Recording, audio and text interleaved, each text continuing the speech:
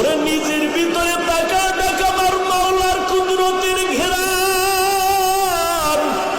তুই কোন দিকে তাকাইতেছ? ফাইনা মা তুআল্লু ফাসাম্মা ওয়াজহুল্লাহ। এরে বান্দা, তুই যেদিকেই তাকাও সেদিকেই তো আমার মালিক। আমার আল্লাহকে তুই কই তালাশ করো? তোর কণ্ঠের আওয়াজে আমার মাওলার কুদরতের ঘেরান।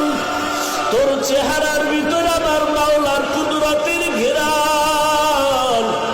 এরে বান্দা, বাচ্চাটা কান্না করিয়া মায়ের থেকে যেমন সব দাবি আদায় করতে পারে রে বাবা, আমার মাওলার অন্তরে কি আমার মা বাবার থেকে মায়া কম?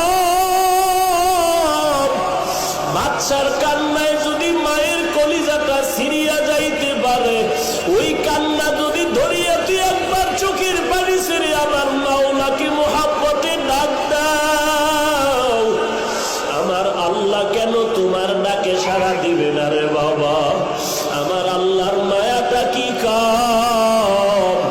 মা বাবার চেয়ে 99 গুণ মায়া আমার আল্লাহ জমা করে রেখেছেন।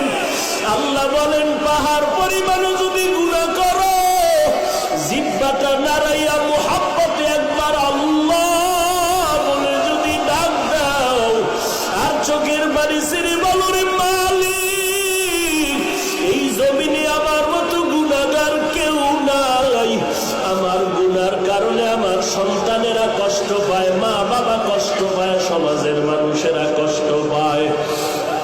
আমার গুনার কারণে আমার হাত না পাক, আমার চোখ না পাক, আমার জিহ্বা না পাক হয়ে গেল। ও আল্লাহ, তুমি রহমান আর গফফার নামের চাদর